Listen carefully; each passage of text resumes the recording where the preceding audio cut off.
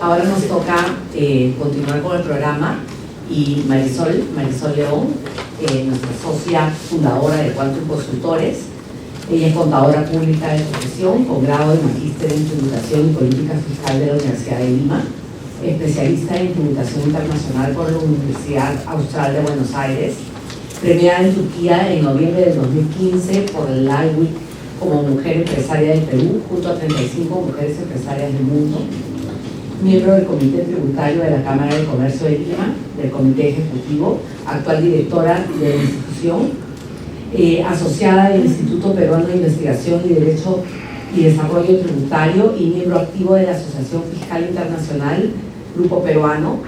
Ocupó el cargo de secretaria de la Comisión de Tributación y Fiscalidad de la Asociación Interamericana de Contabilidad, autora del libro Auditoría Tributaria Preventiva, editado y publicado en agosto del 2018, docente de la Escuela de Posgrado de la Universidad de Lima, de la Universidad del Pacífico, de la Universidad Continental, de la Universidad Mayor de San Marcos, dicta cursos de especialización en tributación organizados por Dogma, Colegio de Contadores, universidades del país y del extranjero. Un aplauso para ella, por favor.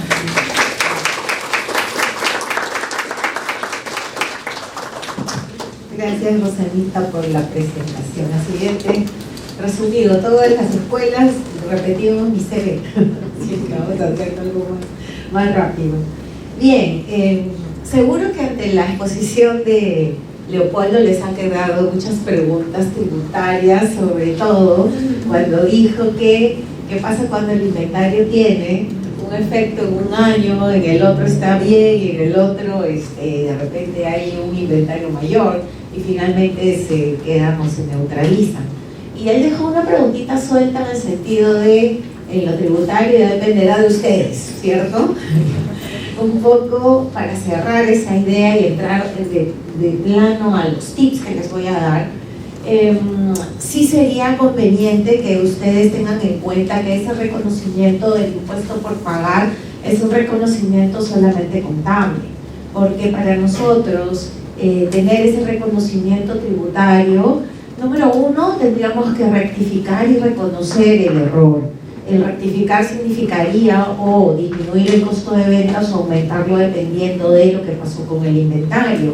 Y eso originará en cada ejercicio el reconocimiento correcto del impuesto a la renta que nos tocaría pagar, ¿cierto? Okay. Claro, sin embargo, también es cierto que nosotros como firma, y muchos de ustedes lo saben, pocas veces recomendamos rectificar una declaración jurada, porque evidentemente cuando hacemos una rectificatoria le estamos diciendo a la administración, oye, me equivoqué, ven, te debo esto y cóbrame, ¿sí?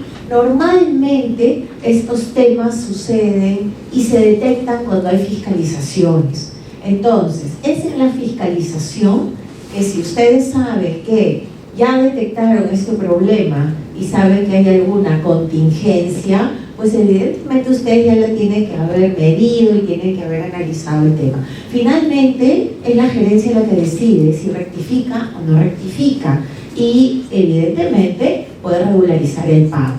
Pero también sucede el caso al revés, que de repente pagó un impuesto a la renta mayor, en cuyo caso también sé que podría no rectificar y lo que puedo hacer es esperar la fiscalización y también tener eso como un punto a favor respecto de las otras contingencias que el auditor de SUNAT podría determinar. Y la idea es, evidentemente, no olvidarme que tengo esa especie de escudo a mi favor donde pagué más impuestos de lo que me correspondía. De una u otra forma, cualquiera de los dos escenarios dependerá de la decisión de la gerencia. Muchos de nuestros clientes nos dicen, no, mejor que venga SUNAT y lo detecte, pero yo ya sé que tengo ahí algo a favor y algo en contra. Otros que de repente son empresas del Estado, como que con un control más riguroso y pueden tener un problema de responsabilidad administrativa quizás también, porque el auditor al momento de hacer la auditoría puede ser financiera, que también lo detecte. En algunos casos deciden por mutuo propio hacer su rectificatoria y regularizar los temas. O sea que tienen esas dos posiciones, esas dos situaciones para poder un poquito cerrar esa pregunta que quedó en el aire. ¿Bien? Y bueno, lo que ha dicho Leopoldo y todos los casos de NIS 16, de CINIS 23, no, esa no la he dicho, ahora la comento. nos van a ayudar para este cierre tributario. Para empezar, número 1, no deberíamos de pagar más de lo que nos corresponde, porque aquí la idea es pagar equitativamente y pagar lo justo, ¿ya?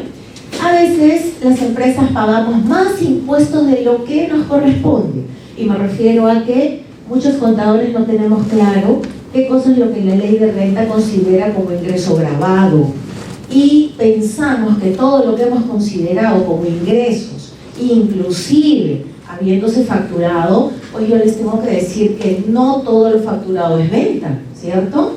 No todo lo facturado es renta, no todo lo facturado es ingreso contable. Entonces el primer tip es, revisen toda su cuenta, toda su clase 7, y en base a eso verifiquen si hay algo de esos ingresos que no califican como renta.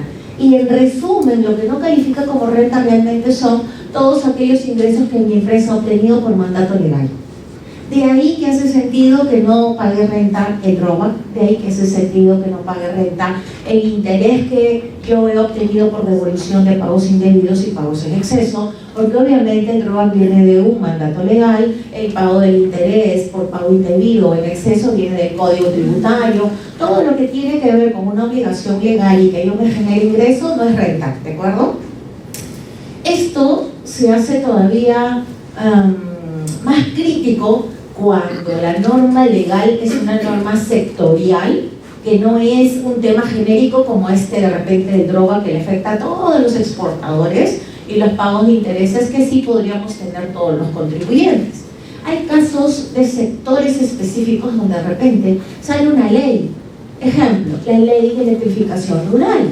Y la ley de electrificación rural lo que dice es, ustedes reciben un activo fijo a título gratuito. Y si usted recibe un activo fijo a título gratuito, contablemente hemos reconocido un ingreso. Pero si yo no supiera que ese ingreso no es renta, terminaría haciéndole pagar a la empresa millones de impuestos a la renta, porque estos activos que se reciben en las empresas de energía eléctrica no son activos de 1 millón, son activos de repente de muchos millones. Y si eso que yo tengo en mi contabilidad como ingreso no es adecuadamente filtrado, voy a terminar pagando un 29% o 29.5% de un ingreso. Esa es la idea, ¿de acuerdo? Cada uno de ustedes revise si tiene alguna ley especial, alguna ley particular, porque vuelvo a repetir, no es renta todo ingreso que proviene de un mandato legal. Ese es el primer punto. Número 2. Como quiera que cuando calculamos el impuesto a la renta partimos de un resultado contable, pues siempre nos preguntamos si hay alguna influencia de la contabilidad en la determinación del impuesto a la renta. Y ciertamente les tendría que decir que sí la hay, pero de manera indirecta. No es que vayamos a las NIF para decir, ya todo lo que dicen las NIF tiene una implicancia similar en materia tributaria. De ninguna manera, porque lo que estamos haciendo es hablar de un impuesto basado en una norma jurídica que tiene sus propios elementos. Y nuestra ley de renta privilegia el costo de adquisición realmente incurrido, el costo de fabricación realmente incurrido, el valor de ingreso al patrimonio cuando a mí me regalan algo a un valor y lo mido a valor de tasación. Pero en todos los demás casos lo que privilegia es el costo histórico. No hay nada en la ley de renta que resista una estimación, ni de alguna ganancia no realizada, ni de algún gasto estimado en el cual no he incurrido, por una simple razón, porque al ser un impuesto sobre la renta, yo como empresa tengo que tener una capacidad contributiva para poder afrontar el pago de ese impuesto. Y la única forma de yo afrontar el pago de un impuesto es obteniendo una riqueza real, ¿de acuerdo? Y esa riqueza real es la que me va a permitir pagar el impuesto, invertir, comprar, etcétera, etcétera. Es lo mismo que nos pasaría en el caso de una persona natural. Entonces, en el impuesto a la renta, siempre enfoquémonos que el impuesto que deberíamos de obtener es un impuesto basado en una renta neta tributaria definida por la ley. Y entonces, ¿de qué manera influencia la contabilidad? Pues cuando nosotros queremos hacer el cálculo del impuesto, tenemos que llevar a una renta neta imponible. Y esa renta neta imponible no la obtenemos en la contabilidad. En la contabilidad lo que tenemos es un estado de resultados, que como bien nos explicó Leopoldo, es un estado de resultados que nos va a arrojar un resultado contable, pero es un estado de resultados bajo NIF. Claro, algunos de ustedes me dirán, ay, felizmente que yo no aplico NIF, ¿no? Seguro que no aplicarán temas de repente, valores razonables, de repente flujos futuros traídos a valor presente, de repente temas de costo amortizado, que ya son un poquito más de términos sofisticados cuando hemos implementado NIF plenamente. Pero el resto, así no he implementado NIF plenamente, sí estamos obligados a reconocer ingresos, gastos, activos, pasivos y patrimonios de manera correcta en función a lo que indica el marco conceptual. Ahí estamos aplicando NIF. Estamos aplicando NIF desde el momento en el que estamos preguntando ¿cuándo reconozco esas partidas? Estamos aplicando NIF. Tenemos que aplicar las NIF, ¿sí? Estamos aplicando NIF cuando califico el elemento inventario porque cumple con las características que dice la NIF 2. Estamos aplicando NIF cuando califico el elemento propiedad, planta y equipo porque lo dice la NIF 16 en función de esos criterios. O sea, no nos podemos desligar de ninguna manera de esos conceptos y no digamos que no hemos implementado NIF y por lo tanto me es indiferente. Y justamente ahí es donde vienen los errores en materia tributaria. Cuando el contador ha calificado horrorosamente el elemento, y lo vamos a ver a continuación. Entonces, a este resultado contable que está obtenido bajo NIF, lo que voy a hacer es convertirlo en renta neta tributaria, la renta neta imponible, y estas adiciones y deducciones entonces se convierten en ese juego de conciliación en el que yo tengo que saber qué reconoció la empresa, bajo qué criterios de las NIF este resultado y qué cosa es lo que dice la ley de renta. De repente no lo acepta, si lo acepta y voy adicionando, voy deduciendo. No es nada sencillo. Podrá ser engorroso, ¿cierto? No es imposible de hacer, pero ¿cuál es el insumo? Necesito saber de NIF, ¿cierto? Y necesito conocer la ley de renta de todas maneras. Entonces, si un contador que no tiene especialización en lo tributario, ni en NIF, hace este cálculo, ya se imaginan ustedes qué cálculo de impuesto a la renta vamos a hacer. Terrible. Y si sucede al revés, si es un contador experto en materia tributaria, pero que no sabe de NIF, también vamos a tener un cálculo, pero que muy contingente. La idea es que este cálculo se trabaje conjuntamente, el contador especializado en NIF y el contador especializado en materia tributaria. Por eso siempre nosotros generamos la cultura de la prevención. ¿Y qué les decimos? Hay que revisarles el cálculo de su impuesto. Y muchas veces encontramos varias cosas. No nos portamos como SUNAT, en el sentido de, ay no, que miedo a la SUNAT y hay que declarar todas las adiciones que podamos.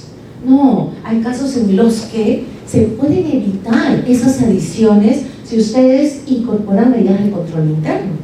El solo hecho de verificar desde su recepción cómo deben de venir los comprobantes de pago o cómo cumplir con la recepción de los comprobantes de pago o el simple hecho de verificar la oportunidad de la emisión, etcétera, etcétera, depende de mucho de las medidas internas que las empresas lleven a cabo.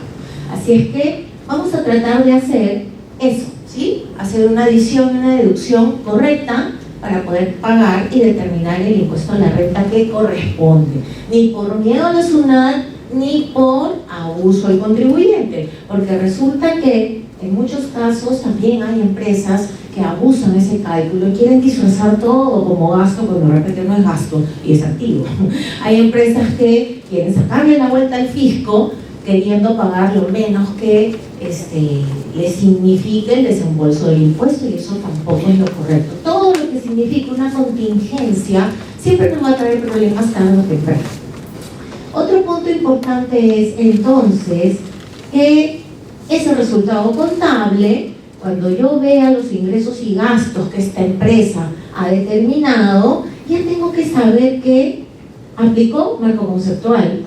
De repente, NIF 15, NIF 9, ahora hasta sin NIF 23, en gastos también, marco conceptual, NIF 2, NIF 16, NIF 38, NIF 16, NIF 9, sin NIF 23, porque puedo tener, ¿okay?, información que puede afectar este resultado tributario. ¿Bien?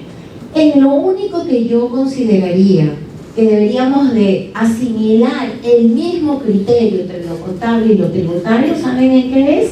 En la definición del marco conceptual.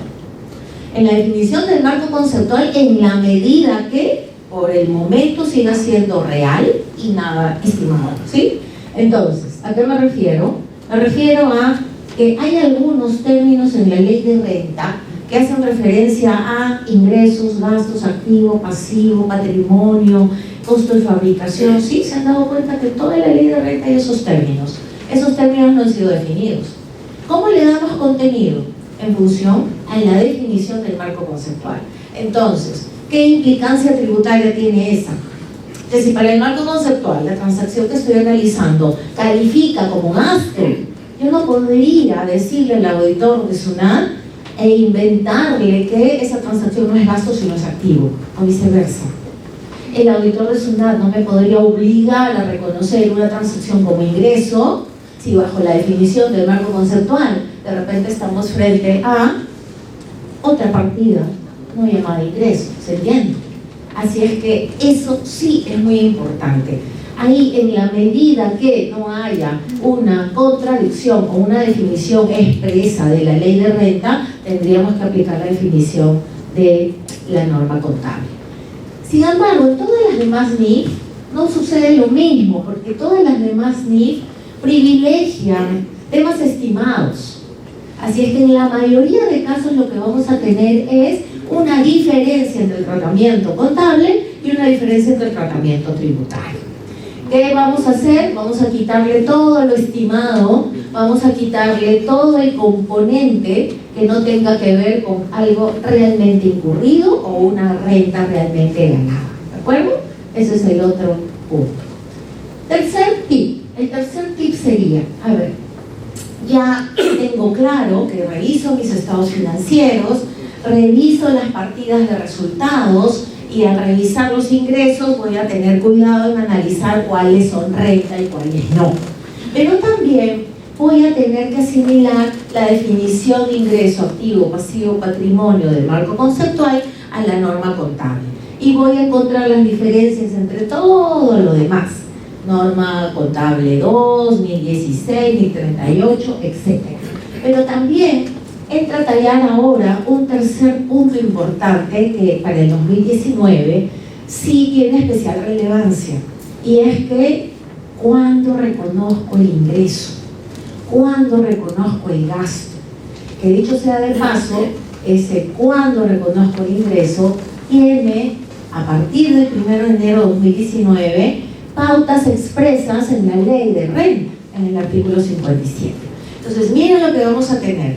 Vamos a tener pautas de reconocimiento de la NIF 15, que comentó Leopoldo, donde no reconozco un ingreso en la medida, totalmente, en la medida que sé que voy a tener descuentos. Algo así como vaticinio el futuro, ¿no? Y digo, no, si a mí me devuelven, o voy a tener descuentos, voy a tener penalidades, voy a tener devoluciones, yo no reconozco el ingreso por el monto total, sino por un monto menor. ¿Sí? ¿Se acuerdan de esos ejemplos que dio Leopoldo? En materia tributaria, nosotros tenemos otras reglas. En materia tributaria, entonces, hay que pensar que así como la NIF 15 dice el cuándo reconozco, también en materia tributaria hay reglas distintas para el cuándo reconozco, pero desde la óptica tributaria. Entonces, ¿eso es complejo? Sí, es complejo. Pero en la medida que tenga la definición clara, podemos analizar cualquier caso, le vamos a pasar el filtro y vamos a llegar a obtenerlo, ¿no? Entonces, el problema, o cuál sería el mensaje, que solamente vamos a tener ese problema cuando esa transacción que estamos analizando no genere ingresos. Cuando no genere ingresos, se acabó el problema, no hay renta. Si no hay ingreso, no hay renta, ¿sí? Me podría decir el auditor de SUNAT, esto es ingreso. Demuéstrame que es un ingreso. Incremento de beneficio económico que redunda en beneficio del propietario. ¿Es así? Si es así, yo acepto, SUNAT, que me he equivocado en la calificación del elemento. Y si no es ingreso, se acabó el problema, no hay renta. De repente es activo, ¿sí? Y si es activo, seguimos otras reglas. y da por resultados, pero por el tema del uso, la depreciación, etcétera, etcétera. Pero si esa transacción sí calificara como ingresos, lo que voy a hacer es, ahí sí tengo que hacer un análisis, yo creo que 4 análisis. ¿Cuáles son esos 4? Aplico NIF 15 para saber cuánto reconozco, pero también por cuánto. Entonces mido, ¿okay?, el cuánto y el cuánto. ¿Desde qué reglas? NIF 15. Y comparo, y desde el punto de vista tributario, ¿cuánto reconozco el ingreso? Según el decreto legislativo 1425, artículo 57 de la ley de renta, tengo reglas especiales. Y también el cuánto. Pero esta ley no nos dice el cuánto. Hay que interpretarlo de manera sistemática a todo lo largo de la ley de renta. ¿Y cuál es esa forma sistemática de analizar? Lo que les dije al inicio, el cuánto para la ley de renta únicamente es el real. El real significa lo que realmente significó esa venta. Si yo hoy día entregué 100 computadoras, hoy día reconozco el ingreso por esas 100 computadoras. Que si luego me las van a devolver, ¿qué importa? Estas son las reglas tributarias. Antes de la NIF 15, después de la NIF 15, no podría cambiar el criterio de la ley de renta que privilegia capacidad contributiva nuevamente. Así es que esto es un poquito lo complicado. Entonces, en esta revisión del cálculo del impuesto a la renta, los invito a que apliquen ese nuevo criterio. Como su nombre lo dice, es nuevo, recién tenemos la experiencia en este año 2019, por lo tanto, les sugiero que presten atención a esta definición tributaria, a diferencia de la NIF 15. ¿Qué cosa es lo que tenemos que hacer? Empezar por analizar el contrato. Si no hay contrato, habrá orden de compra, orden de servicios, habrá algún acuerdo entre las partes, pero de ninguna manera puedo analizar el devengado desde la emisión de una factura, ¿de acuerdo? Esa factura no nos va a dar nada de información respecto a aquello que hemos acordado las partes. Y para el 2019, yo soy una convencida de que por fin se aclaró y se le quitó ese prejuicio a todos los contribuyentes de insistir en trabajar el reconocimiento de lo tributario bajo facturas emitidas. Entonces, ¿qué cosas tengo que revisar? Revisemos todos los contratos que generan ingresos en nuestras empresas, por prestación de servicios, por venta de bienes, por contratos de construcción, por lo que fue. Y reviso en los contratos cuáles son mis obligaciones. Al momento de ejecutar todas esas obligaciones, para la ley de renta, el ingreso se devenga cuando se han producido los hechos sustanciales, sinónimo de cuando haya ejecutado todas las obligaciones a las que me comprometí en el contrato. Número 2, reviso cláusula por cláusula, por eso les decía que no puedo analizar eso desde la óptica de la factura. Analizo cláusula por cláusula y evalúo si hay alguna cláusula que implique una condición suspensiva. ¿Eso qué significa? Si hay algún hecho futuro incierto. Hecho futuro incierto, ¿cómo qué? ¿Me podría enterar de eso por la factura? De ninguna manera. Entonces, yo reviso y digo, ay, a ver, de repente tengo un contrato de servicios de comisiones donde yo como empresa, ¿ok?, tengo una cláusula en la que el cliente me ha exigido que yo le diga que le voy a liquidar las comisiones no por ventas, sino por permanencia del cliente. Si el cliente permanece 6 meses, recién ganas tu comisión. Entonces, yo podría cobrar en el mes 1, en el mes 2, en el mes 3, en el mes 4, no podría hasta que se dé la condición que está basada en un hecho futuro incierto.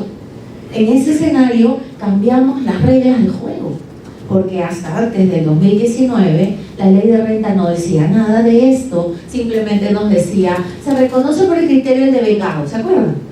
Y entonces casi todos lo asimilamos hacia este término como contable, como que es un término de origen contable, como el activo, el pasivo, el patrimonio, el ingreso, el devengado también lo es. Bueno, ahora nos dijeron, no lo es, pero nosotros en el 2019 es jurídico. Y jurídico significa que si hay algún hecho incierto futuro, no se genera el devengo del ingreso hasta que ese hecho futuro se dé. Puede ser también que yo esté celebrando un contrato de venta de inmueble en planos. Bueno, pues la condición suspensiva estará supeditada a la existencia de ese inmueble, porque yo estoy obligado jurídicamente a cumplir con mi obligación el día que entregue el inmueble, ¿se entiende? Así es que tienen ustedes ahí algunos ejemplos. Y el tercer punto o tercer requisito es: sigo revisando ese contrato y debe de haber por ahí la cláusula de contraprestación, ¿sí? Retribución, honorario, como le llaman.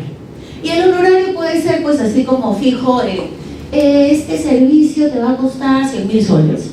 Como que también podría decir, la venta de este televisor es de 10.000 soles, ¿sí? Como también podría decir, la contraprestación por las regalías que yo te voy a cobrar por el uso de mi marca ascienden a 3% del total de ventas del trimestre.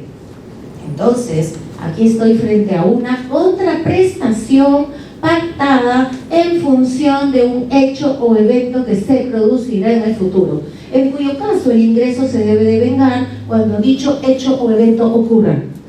Quiere decir que si esa cláusula está establecida en función de una contraprestación que se va a dar en el futuro, o una situación que se va a dar en el futuro, o un hecho que se va a dar en el futuro, yo en este mes de enero no podría reconocer ningún ingreso hasta cuando se den las ventas del trimestre, de repente, ¿sí? O hasta cuando se genere la utilidad, o hasta cuando se genere la utilidad del año, y en base a eso yo voy a ganar un porcentaje, ¿sí? ¿Cuándo es que voy a esperar, o voy a tener que esperar hasta que esa utilidad del año se dé? En ese escenario recién es que podrá reconocer el ingreso, ¿se entiende? Totalmente distinto a lo que teníamos hasta el año pasado. Y el legislador nos dice, ojo, y hay reglas especiales, ¿ah?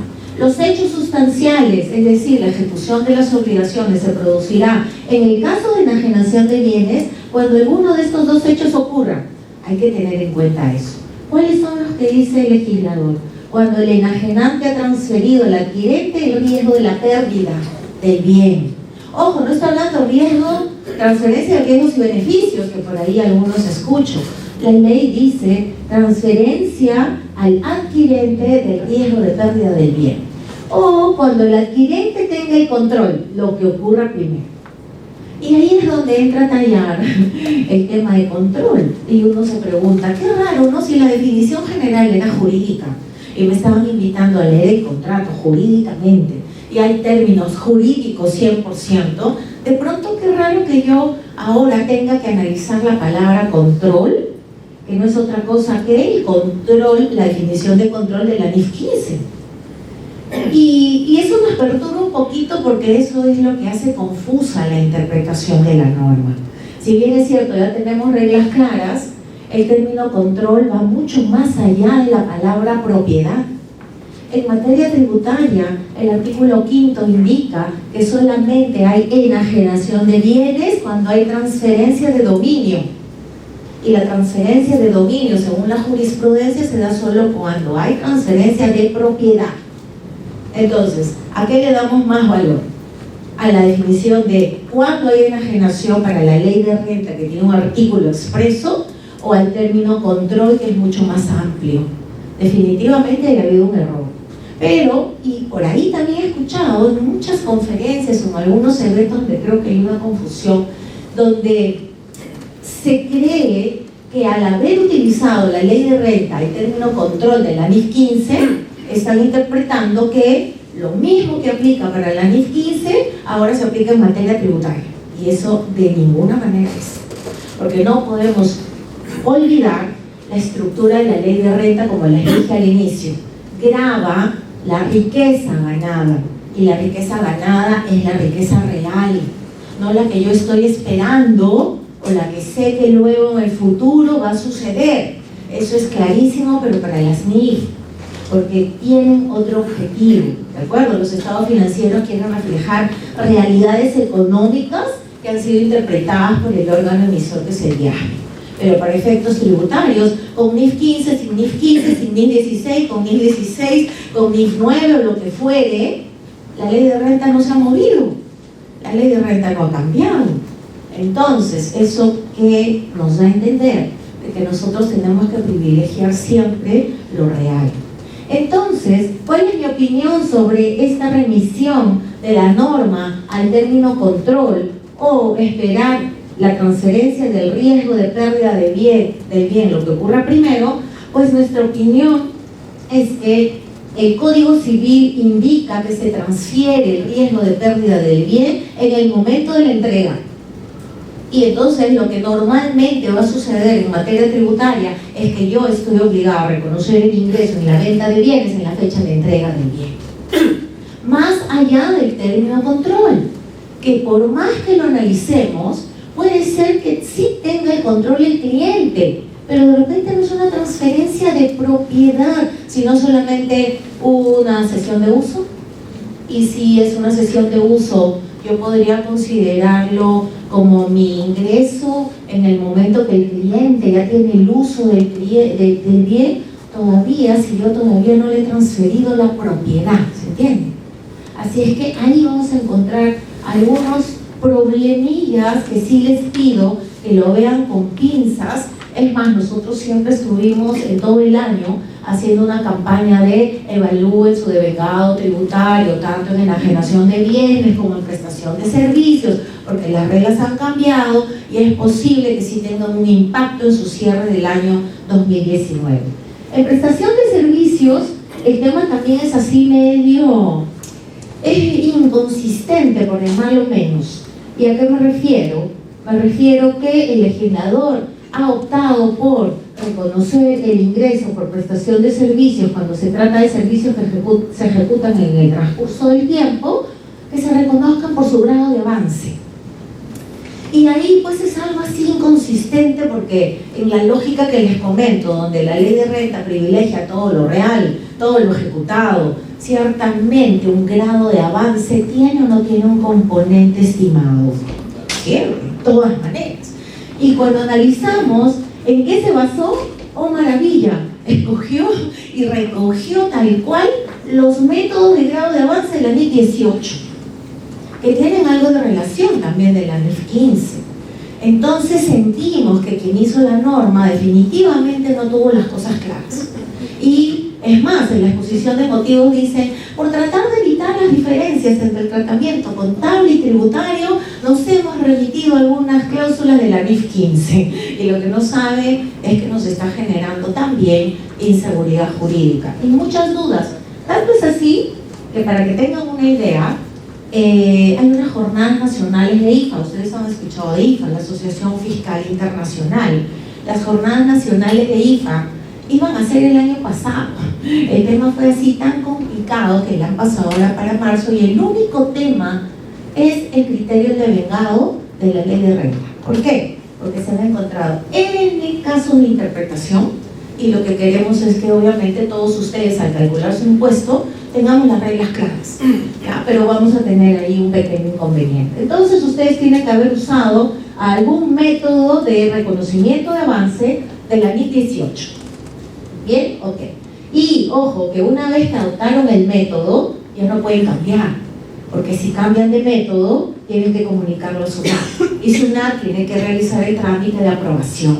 Y obviamente, para aprobárselos, ustedes van a tener que demostrar que se equivocaron, y al momento de decir me equivoqué, ya tienen ustedes unos pagos a cuenta de renta que han hecho bajo un método X sobre el avance del servicio, que de repente va a ser cuestionado, pues, ¿no? Evidentemente.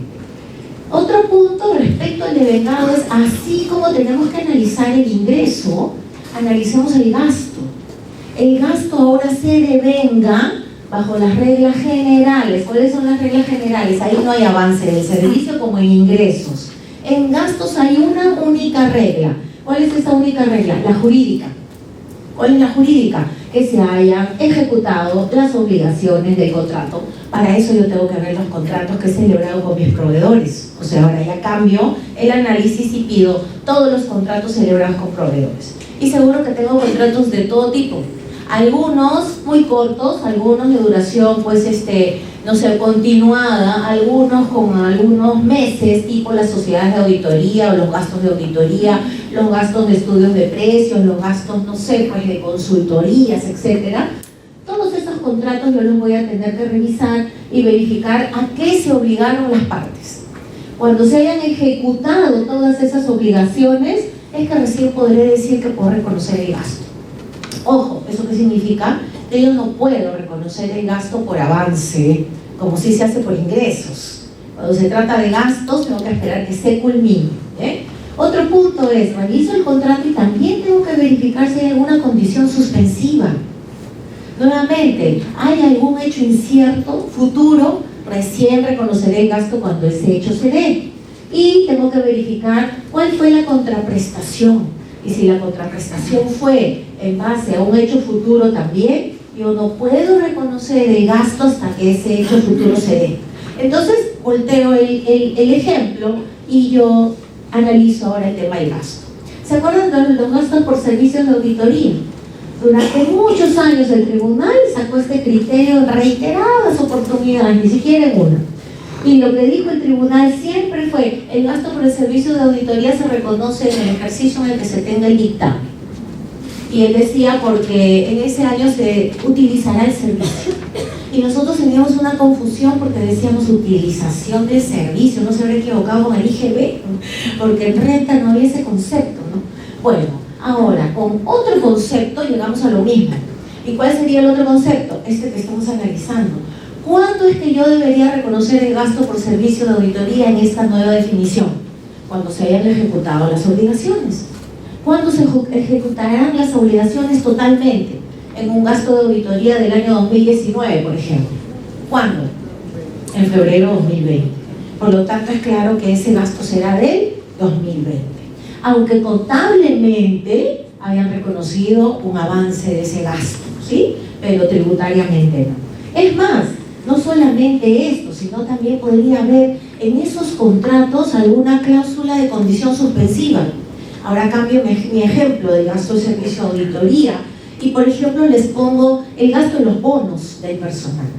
Uy, muchas consultas hemos recibido al respecto.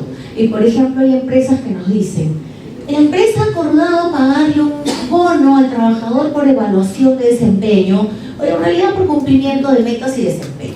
Ah, muy bien, ¿es gasto del 2019 o es gasto del 2020? Me preguntan. Y yo le digo: ¿me puedes pasar tus condiciones? Que solamente si no me pueden decir: no, necesito saber cuáles son las condiciones, requisitos, no hay nada alrededor. Ah, sí, conforme vamos preguntando nos van dando información.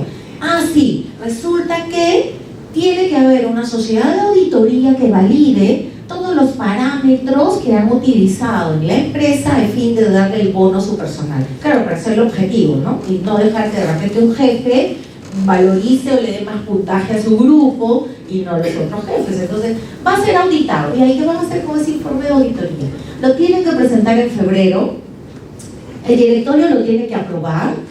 Ah, pero sobre todo, cuando el directorio ya lo apruebe, la condición es que el trabajador siga laborando en la fecha de pago. Ah, perfecto.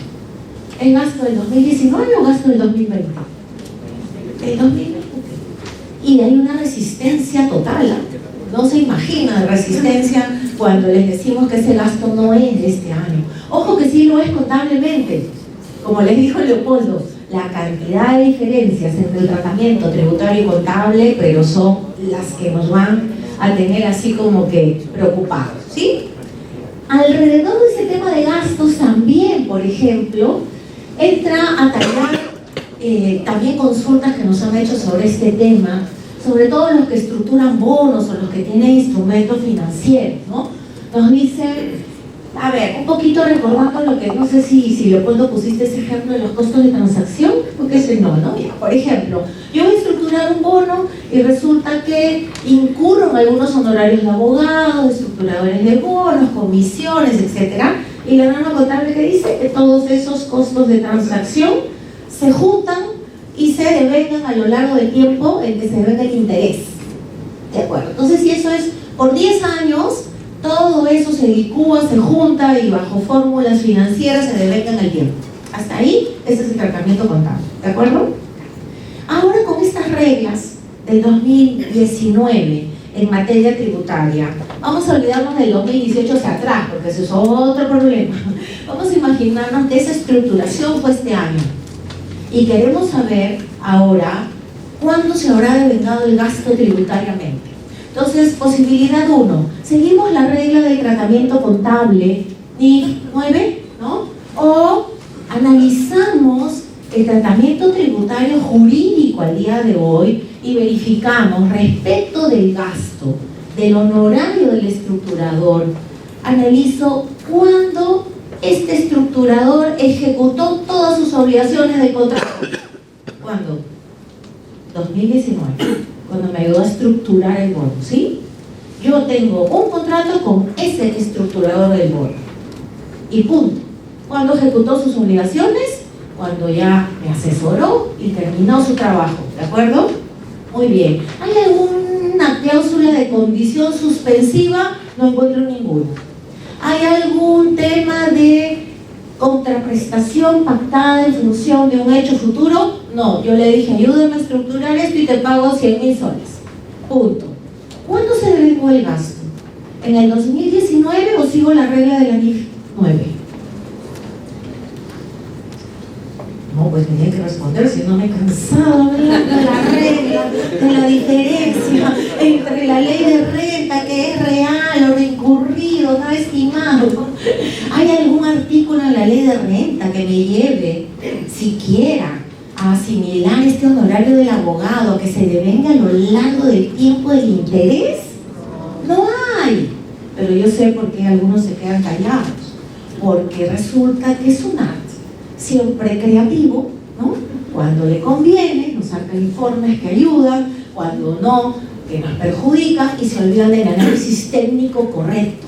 ¿Qué cosa ha dicho SUNAT antes del 2019?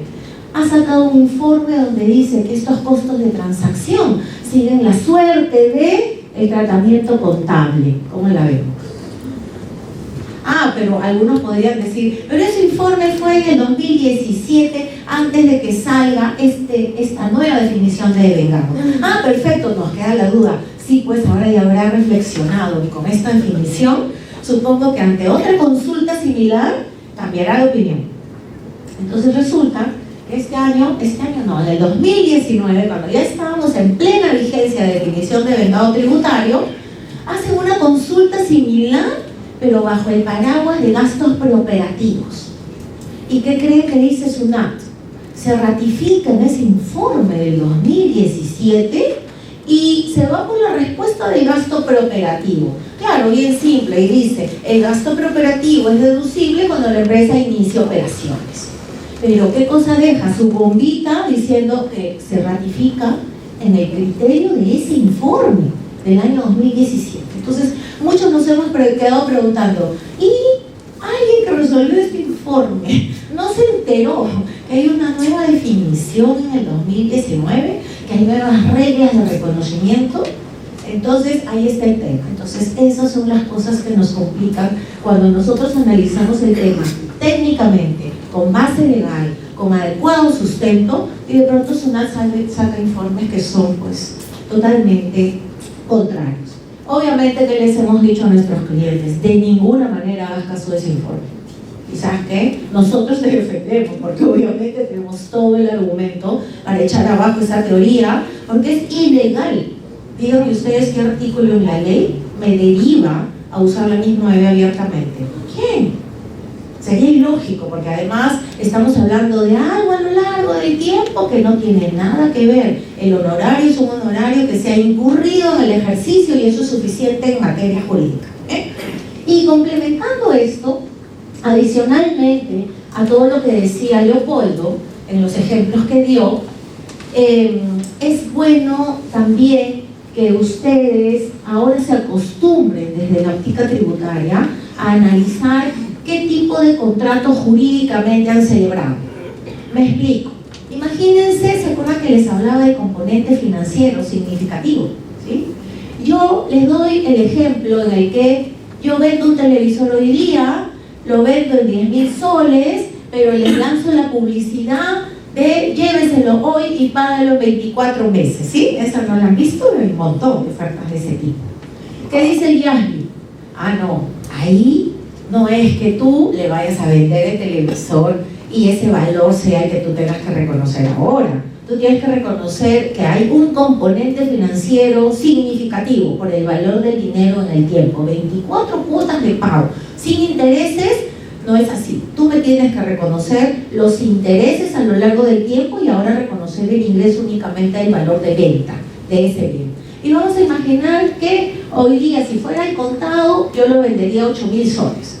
Entonces, ¿qué tengo en mi ejemplo? 2.000 de intereses financieros. Según la norma contable, yo tengo que reconocer esos 2.000 en los 24 meses, ¿sí? ¿Se entiende? Ok, ahora llevemos ese ejemplo a lo tributario. Jurídicamente, ¿yo qué he celebrado con ustedes? ¿Un contrato con intereses?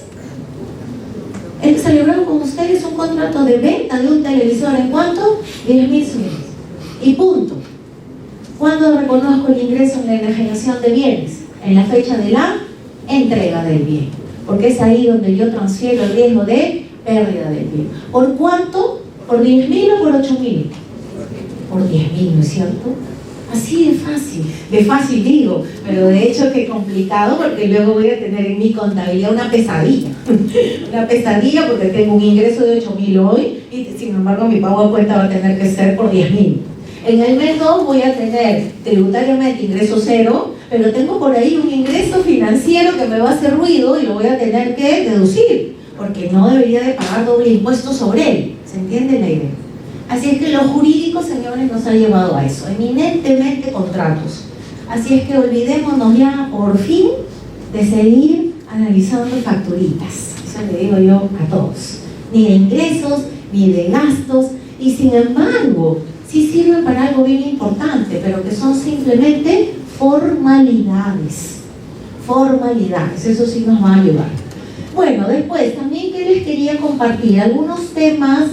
NIC 2, aquí tienen una pequeña diferencia entre el tratamiento contable y el tratamiento tributario, que va de la mano de lo que comentó Leopoldo, por ejemplo, con los inventarios, que sí hay que tener mucho cuidado, porque el inventario, el rubro inventarios, se presta para varias contingencias y también para aprovechar algunas ideas de planeamiento. Yo les doy dos. Uno, calificar correctamente la partida. Miren, estoy empezando así como digamos ABCD contador. Calificar correctamente la partida, ¿qué significa? Calificar de verdad el inventario que es inventario.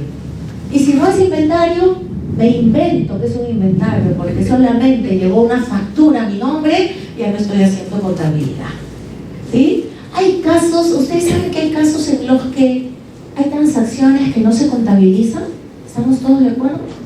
¿O es que alguno me puede decir de ninguna manera todas las transacciones se contabilizan? Pues les digo que hay casos en que no se contabiliza nada. Es más, para todavía incomodarlos un poquito más, aún teniendo una factura en mi nombre. ¿Por qué? Porque la factura en mi nombre podría tratarse de algo que no me corresponde y que simplemente me han utilizado para algo que no es mío. Y en ese momento es que opera el tema, y esto es operativo, de refacturación. Pero la refacturación es así como regularizar algo que no es mío. Eso no es ni ingreso ni gasto. Ni siquiera una cuenta por cobrar ni por pagar. ¿Se entiende? Aunque la haya facturado. Claro, ¿cuál es la leyenda urbana que tenemos? Claro, es que ya lo facturé, tengo que contabilizarlo. No, simplemente lo anotan en el registro de compras y en el registro de ventas. En el registro de compras, si lo hacen en el mismo mes, no va a haber efecto en el IGB porque están neutralizando el IGB de uno y el IGB del otro. Pero si ustedes cometen el error de refacturarlo en otro mes, estamos en un serio problema, porque espero que en el mes 1 no hayan usado el IGB como crédito fiscal, ya que no es su costo ni su gasto. Entonces, hay temas teóricos que parecen tan obvios y al momento de la operación, muchos caen. ¿Okay? Entonces sí hay operaciones en las que no necesito contabilización. Y una de ellas es esa, en virtud de, miren este informe, a mí me encanta este informe. Este informe siempre lo pongo de ejemplo, de los pocos que hay que poner de ejemplo, los informes que saca SUNAT con análisis muy buenos. Miren ustedes, en este informe, o sea, ya es posición de la administración tributaria. Porque cuando nosotros en muchas oportunidades hemos dicho, no, ese gasto sí es deducible, pero Marisol, no tengo el comprobante, pero es que no lo necesitas tener, ¿no? Y lo adicionaban igual. ¿Cuándo se convence? Cuando sale un informe de SUNAT, claro, a veces son buenos, pero a veces no. Y a veces algunos sí validan nuestras posiciones y ya nos dejamos más tranquilos. Este es el ejemplo. Miren ustedes, yo soy una empresa fabricante de computadoras y resulta que ustedes son mis distribuidores peruanos y ustedes le venden a Ripley y a Saga computadoras, ¿sí? Y además Ripley tiene sus consumidores finales, son sus clientes, esa es la cadena. Yo fabricante les digo, señores distribuidores en el Perú, quiero que lancen una promoción. Quiero que todas esas laptops que no se están vendiendo código 51, las saquen al mercado de esta forma. Digan, por la venta de las laptops les voy a regalar un disco externo, les voy a regalar una mochila y les voy a regalar un teclado. Ah, perfecto, lancemos la promoción, ¿sí? Ustedes son los contadores de la distribuidora. Y, los anita, por favor. Y ahí, ¿qué hacemos? Yo fabricante les digo, ojo, pero ustedes no se preocupen de nada. Yo les voy a alcanzar las mochilas, los teclados y los discos externos. Ustedes no van a pagar absolutamente nada, ustedes se lo van a dar más bien a ¿quiénes? A los clientes suyos, a Ripley, a Saga. ¿Para qué? Para que le llegue a los clientes finales, que son a quienes yo quiero que llegue. Muy bien, ¿se entiende la figura? Ok, ustedes son los contadores de la distribuidora. Resulta que llega la DAM, la DUA, la declaración de importación, evidentemente por una formalidad, porque en teoría ustedes son los importadores de esos bienes, los nacionalizan, pero yo fabricante insisto y les digo, tú no te preocupes, que yo aparte todo, los derechos arancelarios, el IGB, no hay ningún problema. Entonces ustedes van a aduanas, nacionalizan y lo traen, ¿sí? Ahí a sus almacenes. Pregunto, a ver, ¿qué cosa es eso para ustedes? Las mochilas, los discos duros y los teclados. ¿Les pertenecen? ¿Les va a generar algún beneficio económico? ¿No? ¿No es cierto? ¿Lo tengo que registrar? No, no es activo, no es pasivo, no es ingreso, no es gasto, no es nada. Pero por ahí tienen una DUA que dice a nombre de ustedes y han nacionalizado algo. Pero ojo, ustedes no han pagado nada, porque yo les he dado toda la plata. Entonces, ¿se contabiliza esa transacción? De ninguna manera. ¿Qué hago? Solo anoto esa declaración en el registro ya, por un tema solo de formalidad. Pero solo por el cruce que podría hacer aduanas conmigo, ¿sí? ¿Se entiende? Pero ¿usaría ese IGB como mi crédito fiscal? De ninguna manera. Y entonces, ¿qué hago yo con ese material en mi almacén? ¿Qué hago con eso? Como no lo estoy contabilizando, a lo mucho que podría ser un control por cuentas de orden, ¿no? Así como cuando me dan mercadería en consignación, ¿no? Han recibido, ahí sí nadie se hace problema con la mercadería en consignación. La reciben y no contabilizan y la consideran como cuenta de orden. Ahí sí. ¿Por qué? Porque desde la universidad nos han dado ese ejemplo. Pero cuando estamos en casos así como estos, dejamos de analizar. Y a mí me cuesta mucho, como hablábamos aquí con José que nos acompaña, estos talleres donde se calcula y se hace el taller práctico y calculan el impuesto a la renta y todos felices, contentos con su calculito. Yo soy más de un tema de filosófico, de análisis, ¿ok? Teórico, doctrinario, que me va a servir para resolver cualquier caso que se me presente, así sea el que sea. Entonces una que dijo, porque ¿qué cosa hizo el distribuidor? Les cuento, el distribuidor activó el bien y obviamente lo ingresó en su Cardex, lo tenía que valorizar. Cuando salía ese Cardex para que vaya a Ripley, a Saga, tenía transferencia, dice él, a título gratuito, emitía comprobante de pago por el retiro de bienes supuestos, grabado con el IGB, se quejaba porque asumía el IGB del retiro y ya se dan cuenta de la bola de nieve, ¿se entiende? Es una bola de nieve creada ¿por quién? Por el contador, que se acostumbró solo a ver el comprobante de pago. Y SUNAT te dijo todo lo que les he dicho. No debe reconocer ingresos, no debe reconocer activos, no es su comprobante, no tiene que emitir comprobante, no es su bien, etcétera, etcétera. Entonces con esto todo el mundo se queda contento. En activo fijo sucede lo mismo. Y el segundo punto del inventario que me sirve también para el activo fijo, ¿cuál es? Es el de los inventarios físicos. Yo tomo el inventario físico y encuentro faltantes y a veces encuentro sobrantes, ¿no? ¿Y qué hacemos los contadores por arte de magia? Evitamos la fatiga. Igualamos, porque con eso ya estamos pero completamente satisfechos, todo está cuadrado, ¿no? Igualamos el físico con el contable, ¿sí? Que no saben el daño que nos hacemos. Porque si ustedes fueran los dueños de esa empresa, a ver si les digo que se perdieron 1000 pares de botas en el inventario y ustedes son los dueños de la zapatería. ¿Les gustaría que el contador le diga, sí señor, no se preocupe, y ajusté los 1000 pares de botas? Ya está regularizado el físico con el inventario contable. ¿Cuánto representará para ustedes 1000 pares de botas? ¿Qué harían ustedes si fueran los dueños? ¿Qué harían? Si se enteran, no que el contador hizo el ajuste, porque ya sabemos lo que harían, sino si se enteran antes, si se enteran que hay un faltante de 1000 pares de botas, ¿qué harían ustedes? ¿Qué hacen? Investigan, ¿no? Igualito SUNAT no les va a aceptar un faltante porque tiene lógica. ¿Qué tal si se lo llevó el dueño y no me quiere pagar el ingreso por la venta o el IGB? ¿Sí? Es eso.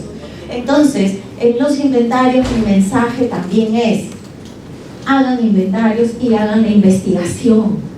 Eviten hasta el final hacer algún ajuste, porque luego ese ajuste que hicieron en el inventario del otro año les resulta un sobrante. Claro, ¿saben por qué pasa eso? Porque hoy día recibí la facturita que dice que hay inventarios en mi almacén. Hemos comprado, no sé, pues 100.000 en materia prima. Y resulta que esa materia prima no llegó hasta el 2 de enero. Pero ustedes tienen la factura el 31 de diciembre. En lugar de verificar que llegó la mercadería que hicieron, activaron el inventario. Y cuando debieron de haber verificado que este exista, que ustedes lo tienen controlado, que está la guía de remisión que sustenta el ingreso en el almacén, ¿sí? ¿Eso hacemos? No, porque a veces nuevamente nos sentamos solo a ver facturas. ¿Y qué importa si el bien existe o no existe? Eso es lo más importante. Y no estamos hablando del ABC de la contabilidad. ¿Cuándo activo? Cuando sé que existe el bien, cuando tengo el recurso controlado, cuando soy así como Santo Tomás de Aquino, ver para creer. No puedo ver solo la facturita y asumo. Es más, veo la factura de la compra de un camión y al toque nuestros asistentes, ¿qué le ponen? Unidades de transporte. Y lo empiezan a depreciar. ¿Y qué han debido preguntar? ¿Para qué hemos comprado ese camión? Y hay 3 respuestas. Para sortear a los clientes. ¿Qué cosa es eso? Si es para sortear a los clientes, ¿qué será esa facturita de compra del camión? Un gasto. Así, sin miedo, gasto. Sí. ¿Un camión puede ser gasto? Sí, claro. Si yo lo sorteo se lo compro para sortear a mis clientes. ¿De acuerdo? Pero puede ser, no hemos abierto una nueva línea de negocios, vamos a empezar a vender camiones a partir de ahora. ¿Qué cosa es eso? Inventario. No, hemos comprado el camión para el uso de nuestra área, no sé cuánto. ¿Eso qué será? Activo fijo. Entonces sí, los invito a eso, a hacer ese análisis, ¿de acuerdo? De la definición. Y así de cada partida. Miren que si lo hacemos bien, vamos a tener bien claro nuestro tratamiento tributario. En activo fijo, sí es un trabajo complejo. Para muchas empresas, sobre todo industriales, servicios, pero que tienen un activo fijo importante, este tema se ha convertido en un, como les digo, cálculo muy engorroso. Muchas empresas ya lo tienen sistematizado, porque la mayor diferencia entre el tratamiento contable y tributario se encuentra en el activo fijo. Para la ley de renta, como bien dijo Leopoldo, llamado activo fijo porque se quedó así a lo largo del tiempo, pero para la norma contable, propiedad, planta y equipo, ¿sí? Definición se ciñe por la norma contable, pero miren todas las diferencias que hay, y yo les voy a pasar aquí un resumen. ¿Qué tenemos que hacer? Verificar acá. Todo esto es como una especie de checklist. Lo que hago es verifico. Tratamiento contable se deprecia desde que está listo para entrar en funcionamiento. tratamiento tributario, desde que entró en funcionamiento, desde que me ayuda a generar renta. Si tengo intereses de financiamiento para la construcción de ese activo, los intereses no forman parte del costo, pero para efectos contables sí. Hay una época en la que la diferencia de cambio formaba parte del costo del activo, pero a partir del 2013 ya no. Pero sí vamos a tener algunos activos que vienen desde ese momento. Contablemente la diferencia de cambio obviamente siempre es gasto. Los costos de desmantelamiento y remoción, esto es algo que yo vaticino, ¿no? Sé más o menos cuánto gastaré el día que desmantele el activo y lo vuelva a sus condiciones originales. Esto tributariamente pues no resiste ningún análisis, ¿no? Esto será gasto en el ejercicio en que se incurra. No se acepta la revelación. La componentización o descomponentización, como quieran llamarlo, es una nebulosa. Tengan cuidado en qué posición toman ustedes como empresa. Nosotros en Quantum somos de la idea que la componentización, como tiene una unidad de activo que es descompuesta en varias partes porque tienen vidas útiles distintas según la gerencia, tienen estimaciones de valores que están sustentados en un único comprobante de pago por un valor total. Y como para nosotros la ley de renta dice que la depreciación se hace por unidad de activo, nos ceñimos por esa posición, por lo tanto no somos partidarios de una componentización que tiene un componente estimado. Sin embargo, si hay otra posición, las literales, ¿no? Donde dicen que la ley de renta me ha remitido la definición de costos posteriores de la NIC 16, por lo tanto yo uso componentización porque la ley lo ampara, que también tiene lógica. Ahí tienen un problema, la tasa aplicable se debe limitar a la contabilizada y los costos posteriores igual al tratamiento de la NIC 16. Y un último tip, entonces ya saben que analicemos si hemos calificado bien el elemento, analicemos si hay cosas que no debieron estar ahí, de repente me equivoqué y no era activo fijo, y si era inventario, de repente no era ello. Todo eso tiene implicancia en materia tributaria, porque estoy obligando a mi empresa a pagar más de la cuenta. Cuando la empresa se dé cuenta de eso, el trabajo estuvo a cargo nuestro y es responsabilidad nuestra, ¿no? En el tema de los gastos, quiero compartir con ustedes no solamente el tema de causalidad y fehaciencia, que todos ustedes saben que al pasar una auditoría de SUNAT se ha enfocado en estos últimos años a qué?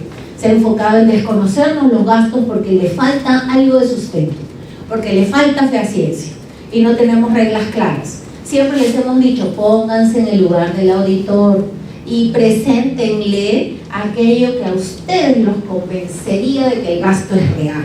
Porque aquí el chip de la administración no deja de tener lógica. Hay operaciones no reales, ventas de factura, doble facturación que aún con comprobante electrónico se sigue haciendo. Por lo tanto, para ellos todos somos pues culpables mientras no demostremos nuestra inocencia. Entonces ustedes lo mejor que pueden hacer es ponerse en el lugar del auditor y buscar por tipo de gasto qué le entregarían que lo convencería de que esa operación es real. ¿De acuerdo? Ese es el mensaje. Marisol, pero yo tengo mi gasto de viaje, el libro de actas que se acuerda del viaje, tengo el informe del gerente del viaje que ha hecho, tengo el ticket electrónico, tengo, ¿qué más me dice? La factura del hotel, tengo el medio de pago. Miren, nada de lo que les he mencionado me convence de la causalidad del viaje. ¿Qué me convencería? ¿A qué viajó tu gerente? ¿A un curso? Perfecto, quiero el curso. Nada más, nada más. No me hace falta todo lo demás que les he mencionado. Y finalmente, esta formalidad que no saben ustedes cómo nos hace ruido, ¿eh? Cada auditoría tributaria que hacemos o cada revisión tributaria que hacemos, encontramos muchas empresas adicionando gastos sin sustento, que si el gerente o el directorio se enteraran de que efectivamente es así, estarían bien complicados, ¿sí? ¿Por qué? Porque hay mucho desconocimiento sobre el tema y comprobante de pago, ¿ya? Y este es un pequeño resumen. Vamos a ver. ¿Qué dice el reglamento de comprobantes de pago?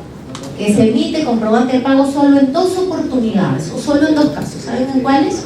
Cuando transfiero bienes o cuando presto servicios. Nada más dice el reglamento. Entonces, de plano yo debo de desvirtuar que cualquier otra operación que no sea enajenación de bienes o que no sea prestación de servicios no requiere comprobante de pago, señores. Así, a ojo cerrado.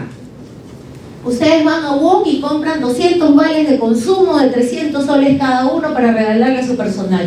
¿Necesita comprobante de pago? No, porque salió un informe de SUNAT y cuando salió el informe de SUNAT recién ahí la gente creyó. En el 2010. En el 2010 ese ya no debe ser un tema en discusión, tema zanjado. Pero aún así, muchos exigen todavía el comprobante de pago. Entonces estamos todos convencidos que no se necesita, ¿cierto? ¿Por qué? Porque cuando yo compro el vale, no hay transferencia de bien alguno. Ni siquiera sé qué cosa utilizará la otra persona, qué cosa comprará. ¿Se entiende la idea? Y tampoco hay prestación de servicios. A ver, otros casos que nos ponen. ¿Y qué pasa cuando yo tengo un juicio y resulta que he pagado por la tasa judicial y han dejado el comprobante original en el expediente? Y a mí, como me han traído fotocopias de estas tasas judiciales, por eso estoy adicionando el gasto. A ver qué opinan de ese contador que tiene esa práctica. ¿Qué le decimos? ¿Están equivocados? ¿Necesita comprobante de pago? No. Mucho menos si es copia o si es original. Me es indiferente. ¿Cuál será mi sustento? Ya pues, que tengo el juicio y demostraré que hay una salida, etcétera. Hasta la copia me sirve, ¿sí? Tengo una penalidad. Esto es muy frecuente.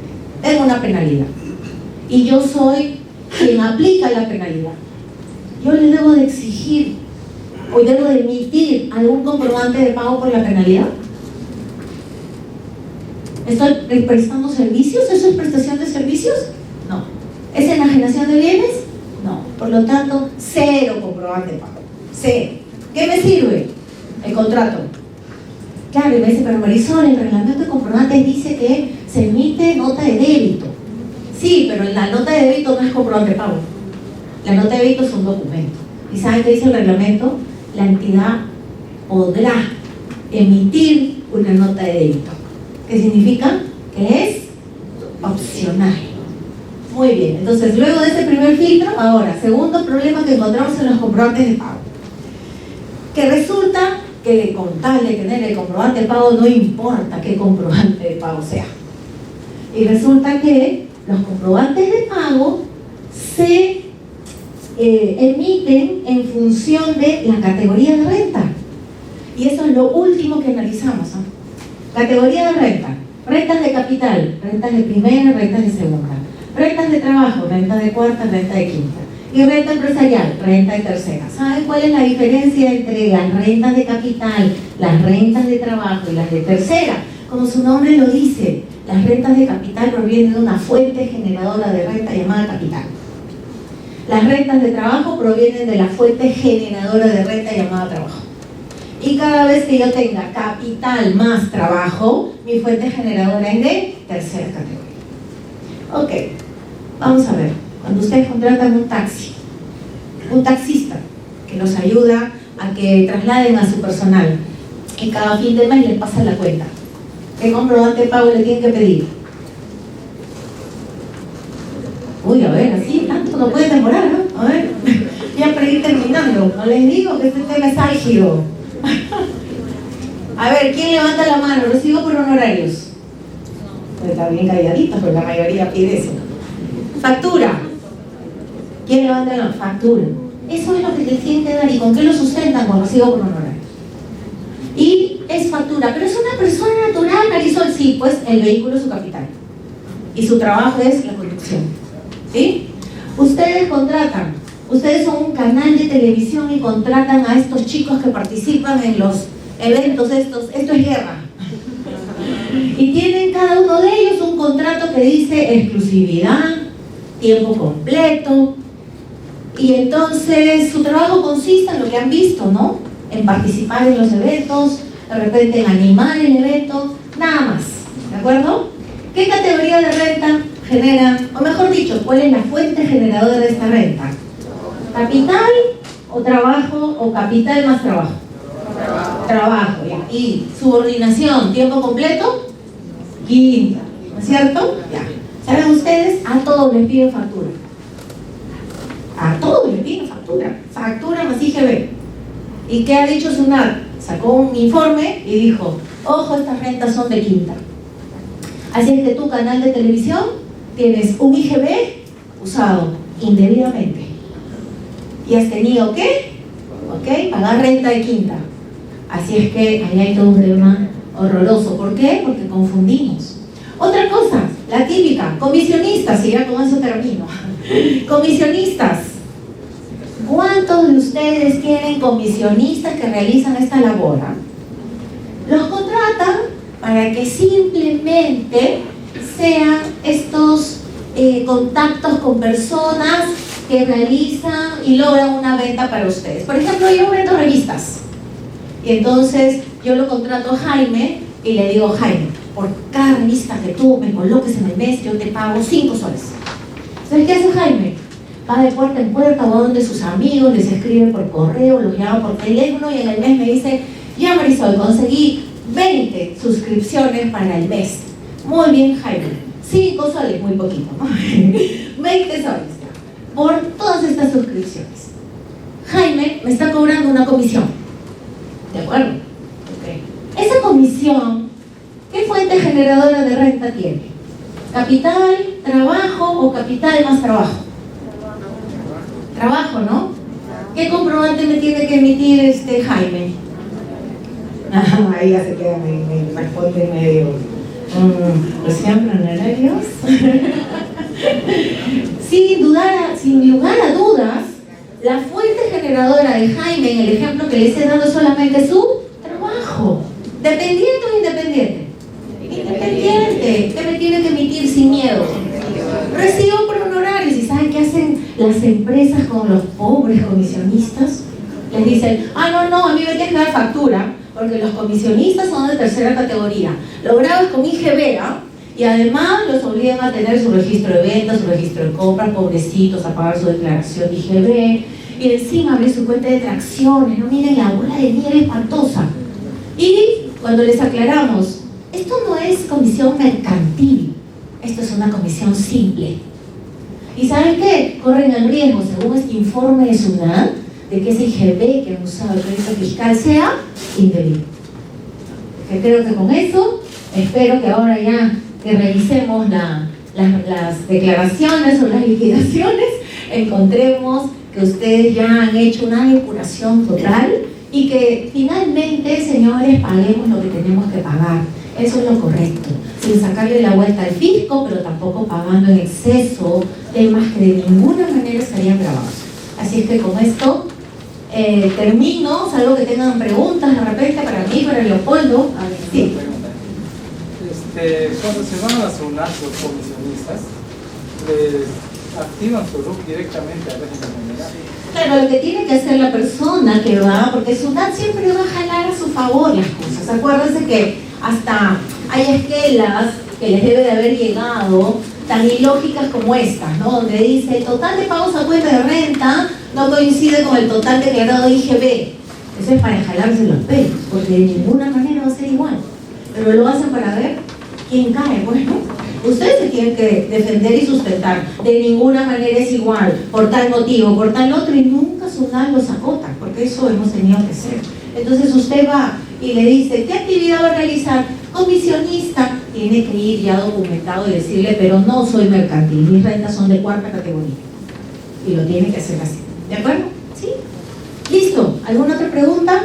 Sí. En el caso de la participación de utilidades, Sí. ¿sigue siendo deducible pagando antes de la depósito? Sí, esas están en función de la renta net disponible del año, por lo tanto corresponden al año 2019 y por lo tanto si se pagan antes de la presentación de la descuenta son deducibles y aceptadas en el 2019.